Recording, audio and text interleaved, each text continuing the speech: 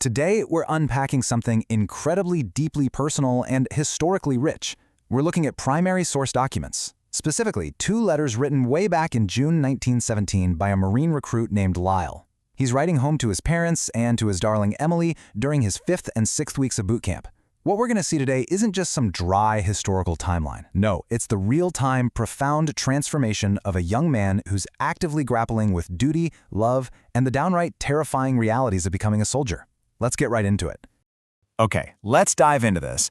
In his 5th letter, Lyle writes all about the classic San Diego June weather. You know, the morning fog burning off, those warm, sunny afternoons, memories of quiet evenings sitting on the porch back home on 30th Street.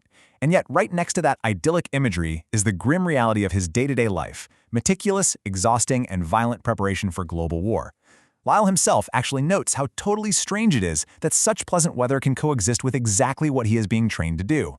It's a completely surreal juxtaposition, and it perfectly sets the stage for the immense internal conflict he's about to experience. Section 1. The Making of a Marine. During this 5th week, the focus is entirely on the marksmanship phase of training, and we really get to track Lyle's physical and technical mastery here. The standards are absolutely brutal. Out of 60 men in his unit, only 12 qualified as expert marksmen. And Lyle, a guy who literally just weeks prior was working in a department store, is one of those 12. He totally beat the odds.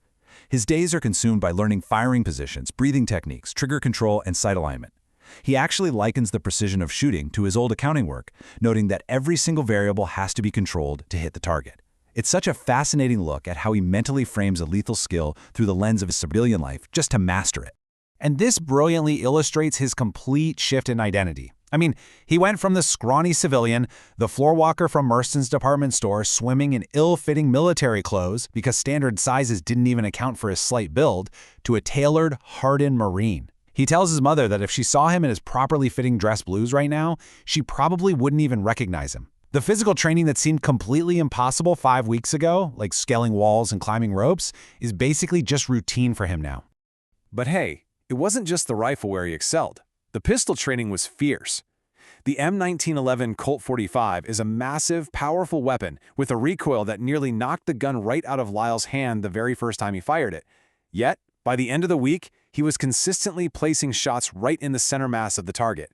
His drill instructor, the exact same guy who called him a scrawny excuse for a Marine on day 1, gave him this incredible backhanded compliment. Surprisingly good pistol marksmanship for a man your size. Lyle actively chooses to focus on the pride of that compliment. He is proving everyone wrong, and honestly, probably even himself. Section 2. The Moral Weight of War. Now, what's really interesting about this slide is the heavy psychological burden that comes with all that lethal skill. Lyle's letters take a deeply introspective, almost agonizing turn as the military actively manages the mental toll of this training. The men are being taught to kill efficiently from a distance. Lyle is hyper-aware of this fact, and it absolutely terrifies him. But a visiting chaplain comes to speak to the recruits, and he offers them a defense of just war theory, essentially reframing their violence not as murder, but as duty and protection. Lyle writes to Emily that he desperately needs to believe this. He wants to believe it, because the alternative, that he's just turning into a killer, is just way too much to bear. Which brings us to this haunting, super direct question that Lyle asks Emily. Does it change how you see me, knowing that I've become proficient at something so violent? I want you to put yourself in his shoes for a second. He is so proud of his accomplishment. He started from nothing and became an elite shooter.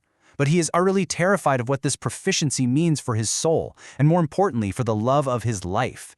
He isn't scared of dying in France. He is scared of living with himself afterward, and wondering whether Emily will still love the hardened man he's being forged into.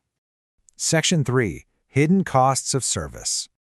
This fear of loss isn't just about the battlefield either. The letters shed a heartbreaking light on the unseen casualties of war unfolding for the guy standing right next to Lyle information. Private Keller, the absolute best shooter in the unit, gets word that his father broke his leg falling off a barn roof and his family farm is rapidly failing without him. Then there's Private Martinez. His grandmother's estate was settled to pay debts, their house was sold, and his mother and siblings are suddenly displaced, desperately looking for a new place to live. These men are trapped in boot camp while their civilian worlds completely collapse. And here is the crushing reality that makes those situations so utterly desperate. The Marines do not grant leave for non-fatal family emergencies, period. Martinez is sending all his pay home and even openly contemplates going AWOL, literally deserting the military, just to save his family, even though they all know the consequences of dishonor are way too severe for him to actually go through with it.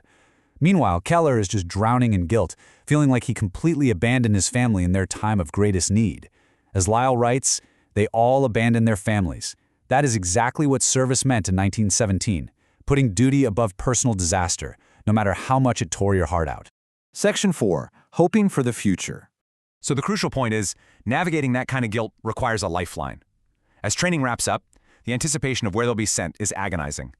Rumors are circulating the barracks in absolute chaos. They're all going to the trenches of France. No, wait, they're all staying in sunny San Diego. No, actually, it's a 50-50 split. The truth is, nobody knows anything. Lyle is trapped in this massive internal tug of war. Part of him really wants to do his duty in France, where he's most needed. But the other part desperately wants a safe assignment near home. He even asks his parents if it's cowardice to hope for safety, or if it's just basic human nature. 14. Just 14 days left until he can finally hold Emily again before receiving his permanent assignment. That number is literally everything to him right now. In the midst of all this wild anxiety, Emily's letters are what sustain him. She writes to him about totally normal things: difficult customers at the store, sunny afternoons, what she had for dinner. She even tells him about having tea with his mother in their parlor. That mental image of his two favorite women supporting each other completely anchors him to the real world. It reminds him exactly why he pushes through the pain of training every single day. They are his future, and as he says, futures are worth fighting for. All of this brings us to a really profound question that Lyle himself poses while watching his fellow recruits suffer through their family tragedies back home. Are these sacrifices noble or just cruel?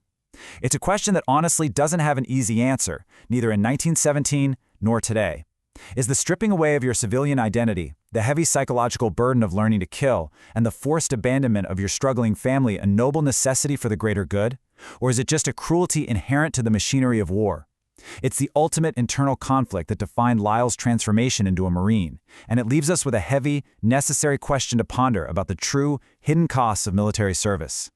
Thanks so much for exploring this incredible history with me today, and I hope it leaves you wanting to dig even deeper into the stories of those who served.